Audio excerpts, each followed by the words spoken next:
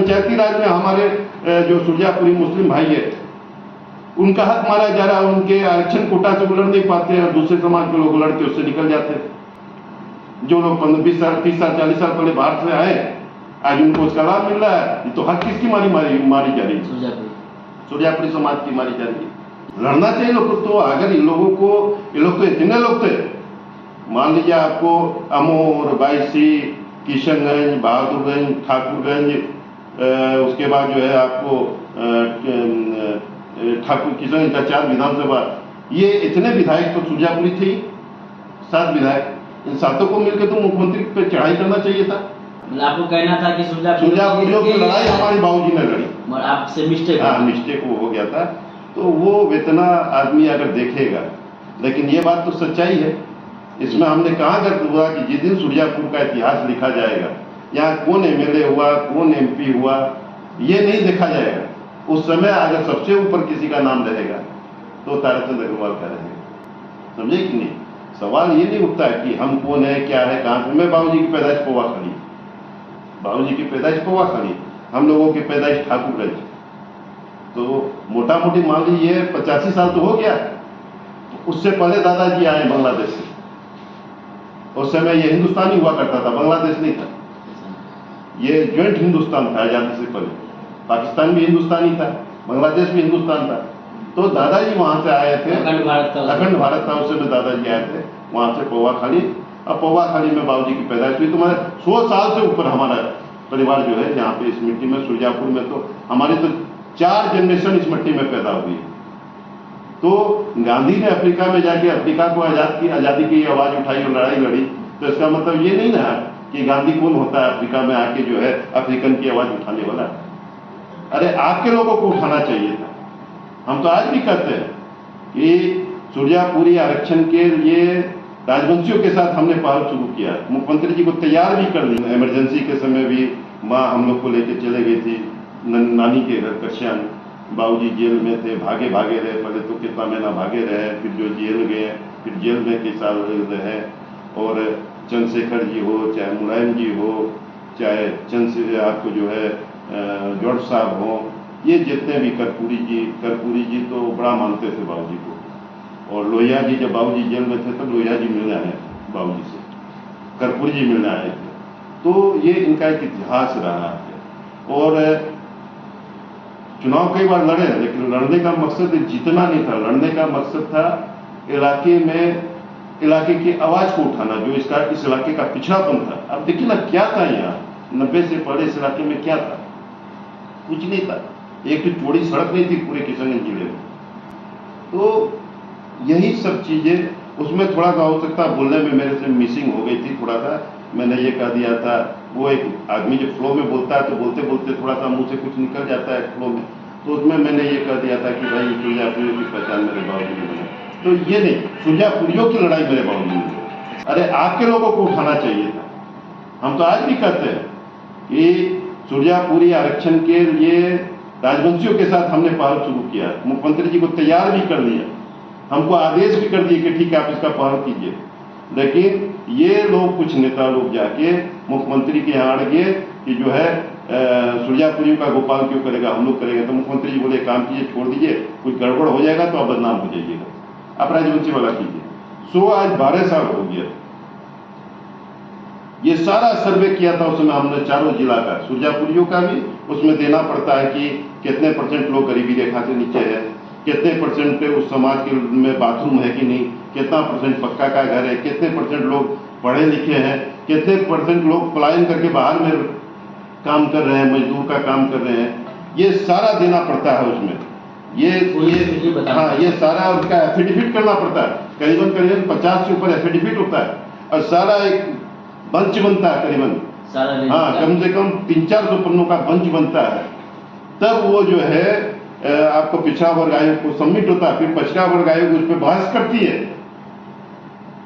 फिर पिछड़ा वर्ग आयोग पास होने के बाद उसकी टीम आती है इन इलाकों में सर्वे के लिए। फिर जो आपने जो रिपोर्ट दिया उस रिपोर्ट की जांच होती है कि ये सही है कि नहीं है।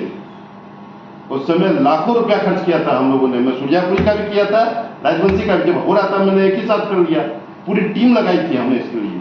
लेकिन वो मेरा पेपर ऐसे पढ़ा रह गया सुरजापुरियों का। राजवंशियों को आज 12 साल हो गया, आरक्षण मिल गया। आज हजारों बच्चे ईबीसी कोटा से राजवंशियों के, चाहे वो मास्टर में हो, चाहे बिहार पुलिस में हो, चाहे आपको जो है रेलवे में हो, अलग अलग सेक्टर में लोगों ने नौकरी पाया। लेकिन आज राजवंशियों का बच्चा, आज जो है सुरजापुरी के बच्चे जिनके 50 पुष्ट इस मिट्टी में चले गए, जो उनका हक था वो नहीं मिला। लेकिन दुर्भाग्य है यहाँ के लोगों का, यहाँ की सरकारों का, जो लोग 20 साल 25 जो 30 साल 40 साल 45 साल पहले बाहर से आए, उनको आरक्षण दे दिया। आज हर स्कूल में जाइए, उनके समाज के 2 टीचर 3 टीचर आपको मिलेंगे, अच्छी बात है। लेकिन सुरजापुरी समाज के आपको मुश्किल से एक आध को कोई मिल गया टीचर मास्टर। तो ये हक किसका मारा गया? आज पंचायती राज में हमारे जो सुरजापुरी मुस्लिम भाई है, उनका हक मारा जा रहा है। उनके आरक्षण कोटा से वो लड़ नहीं पाते हैं, दूसरे समाज के लोग लड़ के उससे निकल जाते हैं। जो लोग 20 साल 30 साल 40 साल पहले बाहर से आए, आज उनको उसका लाभ मिल रहा है। तो हक किसकी मारी जा रही है? सुरजापुरी समाज की मारी जा रही है। इसके लिए मतलब विधायक जी लड़ते नहीं है यहाँ मौजूदा विधायक? लड़ना चाहिए लोग को। तो अगर इन लोगों को, ये लोग तो इतने लोग थे, मान लीजिए आपको अमोर, बायसी, किशनगंज, बहादुरगंज, ठाकुरगंज, उसके बाद जो है आपको ठाकुर किशनगंज का 4 विधानसभा, ये इतने विधायक तो सुरजापुरी थे, 7 विधायक। इन 7 को मिलकर तो मुख्यमंत्री पे चढ़ाई करना चाहिए था, है? लेकिन इन लोगों का क्या प्रॉब्लम है? मैंने देखा जो लोग जदयू से जुड़े हुए विधायक लोग थे, या आज भी उन लोगों को मैं देखता हूँ, ये लोग जब मुख्यमंत्री के सामने जाते हैं तो 4 वो अफसर का ट्रांसफर पोस्टिंग का लिस्ट लेके जाएंगे। सर ये हमारे कुछ लोग थे, इनको ट्रांसफर पोस्टिंग कर देते, सर इसको यहाँ कर देते। यानी कि 4 लोग का करवा लिया, एक बार मुख्यमंत्री से मिला तो कुछ कमाई का रास्ता हो गया, 10-15 लाख रुपया का कमाई हो गया। या फिर जाएंगे तो हमको ये दे दीजिए, हमको ये दे दीजिए, हमको ये नहीं मिला, हमको वो। जनता की बात कहाँ कोई करता? अभी मैं गया, 12 साल से बॉर्डर का काम पेंडिंग चल रहा था, मैंने मुख्यमंत्री जी के संज्ञान में दिया 2 महीना पहले। तीसरे दिन जो है विभाग का बयान आ गया कि जो है दिसंबर तक बॉर्डर रोड कंप्लीट कर दिया। अभी देखिए बॉर्डर रोड का क्या स्पीड में काम हो रहा है। तो फिर अभी मैं 25 दिन पहले मुख्यमंत्री से मिला था, तो मैं धन्यवाद देने गया था कि सर आपके आदेश के बाद वो काम बहुत स्पीड से हो रहा है। अभी हम लोगों ने लड़के, देखिए सारे लोग, हम लोग एकजुट हुए समाज के लोग, तो हम लोगों ने लड़के मानंदा लिया, चूड़ीकर, नयापुर। हम लोगों ने अभी बाईपास लिया, करोड़ों रुपया का, 70 से 80 करोड़ रुपया उसमें लगेगी सरकार के। 100 करोड़ रुपया का भी बजट जा सकता है उसमें भी रिक्विजिशन का काम चालू हो गया। अभी हम अकेले लड़के जो है गलगलिया को ड्राईपोर्ट बनाया, किसी का कोई योगदान उसमें नहीं था। 5000 के ऊपर लोगों को वहां रोजगार मिलेगा, पैसा आ गया, काम चालू होने वाला है। तो करना पड़ता है, देखिए बोलने से नहीं होगा सिर्फ। तो मेची का पुल आज किसकी देन है? गलगलिया में जो मेची का पुल बना, बाबूजी ने कितना बड़ा संघर्ष किया इसके लिए। बाबूजी ने 15 से 20 साल इसके लिए संघर्ष किया। 3 बार मानव श्रृंखला बनाई थी, नेपाल से, भद्रपुर से लेके गलगलिया तक। आप लोग बच्चे होंगे, आपको तो नहीं मालूम, हम लोग उसमें थे। मतलब एक तरफ नेपाल के लोगों ने एक दूसरा का हाथ पकड़ के पुल बनाया, और एक तरफ हिंदुस्तान के लोग, हम लोगों ने बनाया था। 3 बार, तब जाके वहां नेपाल में जो भारत के राजदूत थे सरन साहब, वो आए, वो देखे। और भाग्य इतना बढ़िया था हम लोग का कि नेपाल के राजदूत के बाद वो सीधे भी भारत के जो है विदेश सचिव हो गए। तो विदेश सचिव हो गए तो सब उन्हीं को करना था, तो वो पुल हम लोग को मिल गया आज गलगलिया से। उसके बाद उसमें अप्रोच नहीं बना, वो बंगाल की तरफ मूव हो गया था।